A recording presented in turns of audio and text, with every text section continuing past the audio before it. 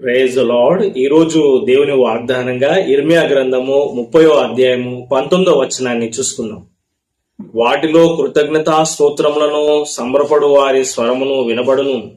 జనులు తక్కువ మంది కాకుండా నేను వారిని విస్తరింపజేసేదను, అల్పులు కాకుండా నేను వారిని ఘనులుగా చేసేదను.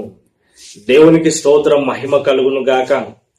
తన ప్రజలను దేవుడు దీవిస్తానని, వారుండే ప్రాంతాన్ని కూడా దేవుడు దీవిస్తానని చక్కటి వాగ్దానాన్ని మనం చూస్తా ఉన్నాం.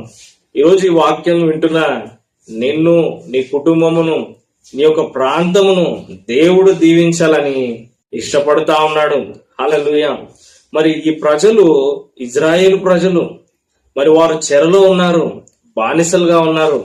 మరి అలాంటి ప్రజలకు దేవుడు ప్రవచన వాక్యం ఇస్తా ఉన్నాడు.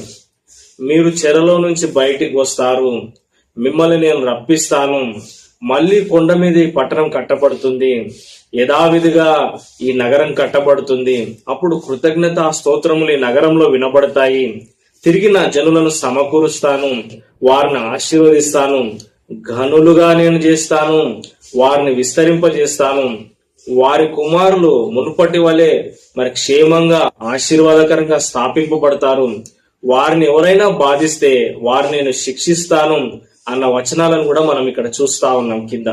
దేవునికి స్తోత్రం, మహిమ కలుగును గాక. మరి ఈరోజు వాక్యం వింటున్న నీ స్థితి ఎలా ఉంది?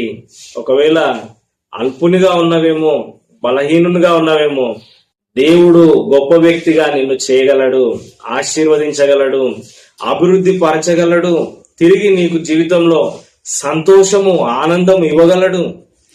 ఇర్మియా ప్రవక్త ఇజ్రాయేలు ప్రజలు చెరలోనికి వెళ్తారు అని ప్రవచించినాడు. చెరలో ఉన్న ప్రజలు తిరిగి మళ్ళీ వస్తారు అని కూడా ప్రవచించినాడు. హల్లెలూయా. మరి తన ప్రజలు ఎందుకు చెరలోకి వెళ్ళిపోయినారు? వాళ్ళు చేసిన పాపములను బట్టి దేవుని మర్చిపోయినారు, దేవుని మార్గంలో విడిచిపెట్టినారు, లోకంలో పాపంలో జీవించినారు. కాబట్టి వాళ్ళు చెరలోనికి వెళ్ళిపోయినారు, బానిసలైపోయినారు. బబులోను రాజు ఇజ్రాయెల్ ప్రజల మీద దాడి చేసి వారిని చెరగొనిపోయినాడు.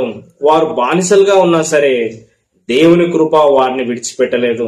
ఈరోజు ఈ వాక్యం వింటున్న నీవు త్రాగి అనారోగ్యమై